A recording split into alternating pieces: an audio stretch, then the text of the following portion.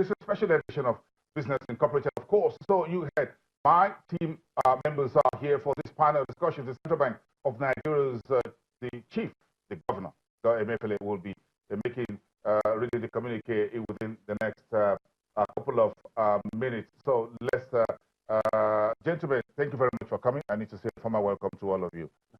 Thank you very much. Within the last 24 hours, we've seen a couple of developments. The latest in that is the Mr. President releasing the names of the cabinet, sending that to the Senate. This is coming a couple of months after the elections, and of course about 2 months after, or so a month or so after his second term actually started. Robert, what's your take on the new cabinet that we now have the list out there? Is it going to Senate for confirmation anyway? Absolutely. So again, it's earlier than we had it in 2015, because we're getting it 2 months after inauguration.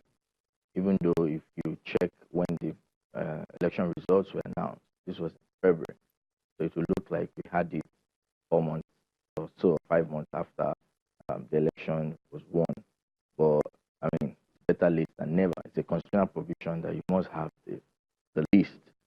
The part of it that I'm not too sure about right now is whether the market is really excited about the names out there. It looks like some of the ministers are coming back, some few other names. In my view, it looks like the politician list, and not necessarily some of those names that would excite the market. Kemi Akide, some names, some of the returnees are Fashola, Amechi. These two folks are very critical in terms of infrastructure, road and belt and rail initiative of Mr. President. Mid is also returning, Lai Mohammed is returning Information Minister, and Abunaya on.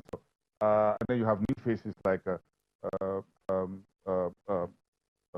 Senior Advocate of Nigeria, Kayamo, and a few others. Well, what's your take on this list? Is it early? Is it too late, too little? Or how do you read this list? What do you think the market and the macroeconomy will be looking at for in these ministers?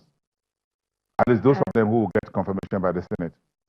Okay, to talk about being too little, too late, the expectation was it was going to come in earlier than this.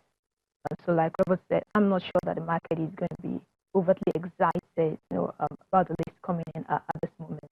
Yes, it was delayed for about 6 months in the previous administration, and the expectation was it was going to come in much sooner than now, maybe late, early July, right?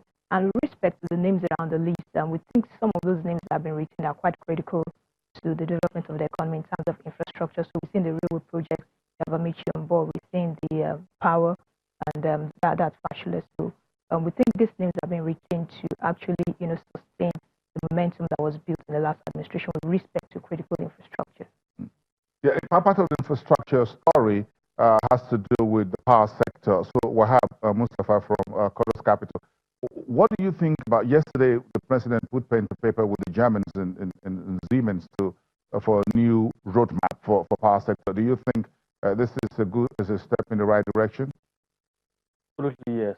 One of the key problems, that we've been facing over the past couple of years is the fact that infrastructure, power has actually largely been disappointing, right? Because most of the key players in that value chain, they are complaining about the fact that they are not getting cost-reflective pricing for them. But then, the fact that they are now looking towards alternative means of providing power, I think it's a wonderful idea, and we believe that this should somewhat give us some exciting news as far as that space is concerned.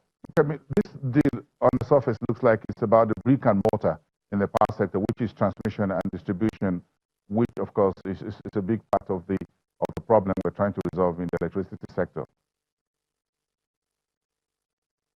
Yes. All right, what do you think? I'm not sure I really get. Yes, the deal with the Germans is to address the power generation, transmission and distribution. Do you think this is okay?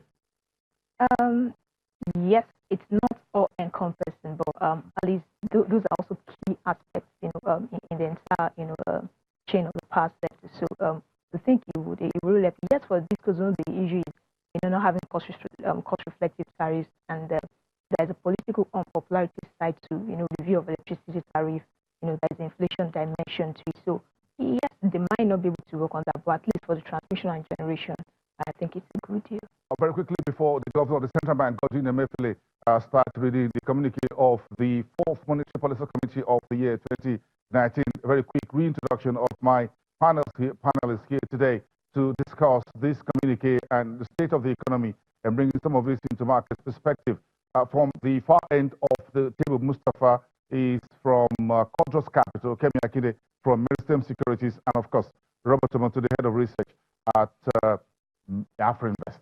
Of course, they're all around the same place, so they're all on Market Street.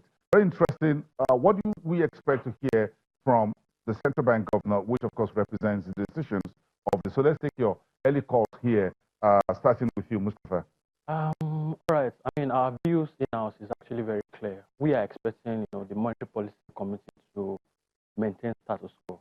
I mean, speaking precisely about MPR, the moves of the bank over the past couple of weeks is that they are, pushing some policies that are looking at more likely that they are going to be cutting rates. I mean, almost to the point where it appears to be an already foregone conclusion.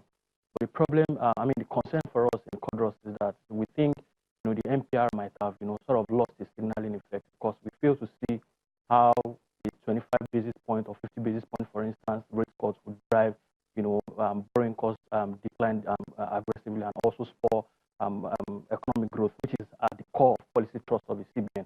What we would like to see actually is more clarity on the issue of credit reforms as well as, access to credit, which, and obviously the impact of that on macroeconomic, growth. That's to us is more of value than, a rate cut at this time.